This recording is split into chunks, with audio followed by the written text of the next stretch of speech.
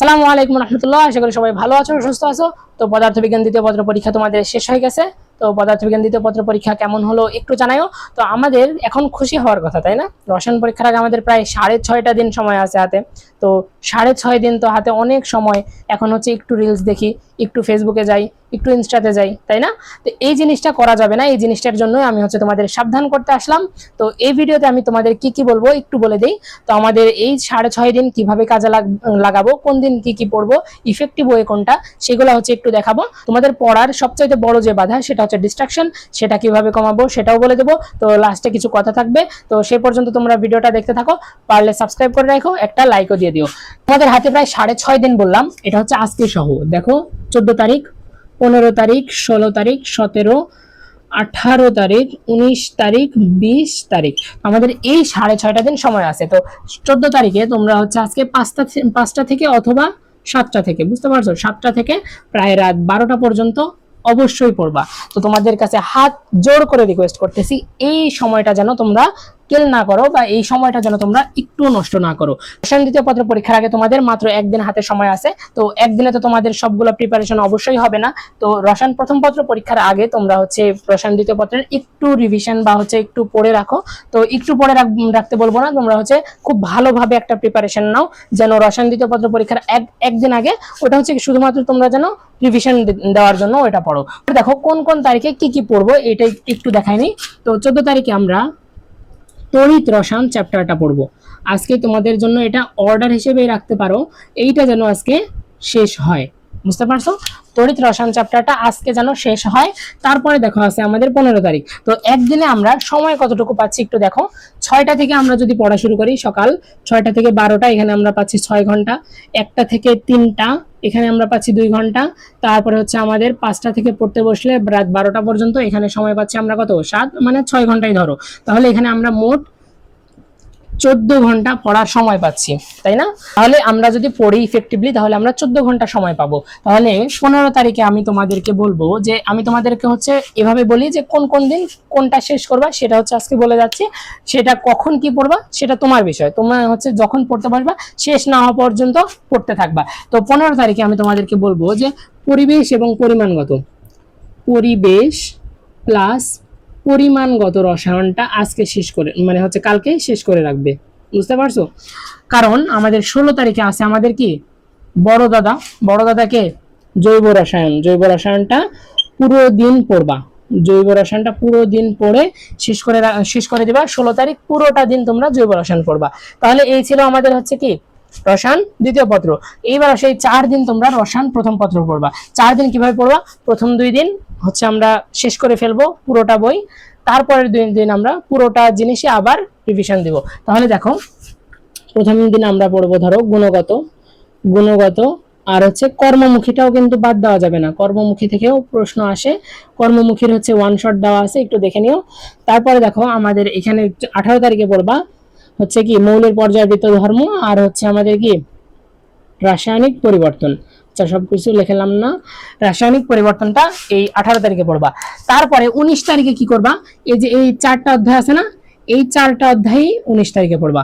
আবার এই 4টা অধ্যায় আবার 20 তারিখে পড়বা, বুঝতে পারছো? তাহলে আমাদের 3বার পড়া হলো।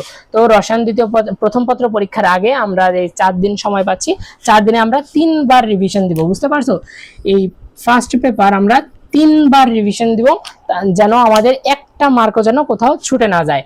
তো এই ছিল আমাদের প্রায় 6.5 দিনের একটা প্ল্যান, কখন কি পড়বো, এই কিভাবে কাজে লাগাবো।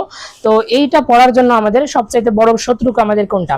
শত্রু হচ্ছে আমাদের ডিস্ট্রাকশন। তো ডিস্ট্রাকশনের মধ্যে আমাদের বহু ধরনের ডিস্ট্রাকশন হতে পারে। যাদের গার্লফ্রেন্ড আছে, বয়ফ্রেন্ড আছে, এটাও একটা ডিস্ট্রাকশন। তারপরে আছে আমাদের কি Messenger, WhatsApp, Facebook, Insta, YouTube, তাই না? এগুলোই তো হচ্ছে তোমাদের বড় বড় ডিস্ট্রাকশন। মোবাইল কোনো ডিস্ট্রাকশন না। অনেকে বলে মোবাইল আমাদের ডিস্ট্রাকশন, অবশ্যই মোবাইল ডিস্ট্রাকশন না। মোবাইল হচ্ছে কি একটা ভালো জিনিস, তুমি যদি কিন্তু তুমি ভালো কাজে লাগাচ্ছ না। তোমাদের ডিস্ট্রাকশন কোনগুলা? যেগুলা বললাম এইগুলা। হ্যাঁ হ্যাঁ, বুঝতে পারছো? তো এইগুলা থেকে কিভাবে বাঁচা যায়? মোবাইলটাকে অফ করে বা হচ্ছে কোথাও রেখে এসে বন্ধুর কাছে, মায়ের কাছে, ভাইয়ের কাছে এইসব রেখে আমার মনে হয় কোনো লাভ নাই। আমার মনে হয় কোনো লাভ নাই। তোমাদের নিজের ভবিষ্যৎ নিজের হাতে। তোমরা নিজে যদি ভবিষ্যৎটাকে নষ্ট করো, আছাড় মারো, তাহলে কি কোনো লাভ হবে বলো? তো এখন কথা হচ্ছে ভাইয়া কিভাবে এগুলা থেকে বের হতে পারি, তাই না? তো আমি তোমাদের অবশ্যই বলবো না যে ছায়া ছুড়া এগুলা এগুলা বলবো না, হ্যাঁ তোমাদের বলবো যে সুন্দরভাবে বলো, একটা আন্ডারস্ট্যান্ডিং থাকুক যে ভাই এখন কয়েকটা দিন আমাকে মাফ কর, হ্যাঁ কয়েকটা দিন আমাকে মাফ কর, একটু পড়াশোনা করতে দে, নয়তো তোরও ভবিষ্যৎ অন্ধকার আমারও ভবিষ্যৎ অন্ধকার, বুঝতে পারছো? এই জিনিসটা প্রথমে বলে নিবা। এরপর আমরা কি করবো, এরপর সবার ফোনে দেখো অ্যাপলক নামের একটা জিনিস আছে না, তো অ্যাপলক না থাকলে ইনস্টল করে নিবা। এ করার পরে যেটা তোমরা হচ্ছে বেশি ইউজ করো, তোমাদের ডিস্ট্রাকশন মানে হচ্ছে তোমরা হচ্ছে বেশি টাইম নষ্ট করো যেটাতে, তোমাদের গেম হলে গেম, হ্যাঁ তো তোমরা যেটাতে বেশি সময় নষ্ট করো ওই অ্যাপগুলাতে তোমরা হচ্ছে অ্যাপলক দিবা। অ্যাপলক কোনগুলা দিবা, ওই ফিঙ্গার, তারপর হচ্ছে ফেস, এইগুলো অবশ্যই না, এগুলো অফ করে রাখবা। যেগুলোতে হচ্ছে এই ফিঙ্গার তারপর হচ্ছে ফেস আছে এগুলো অফ করে রাখবা। হচ্ছে হার্ড কোনো পাসওয়ার্ড দিবা, বুঝতে পারছো?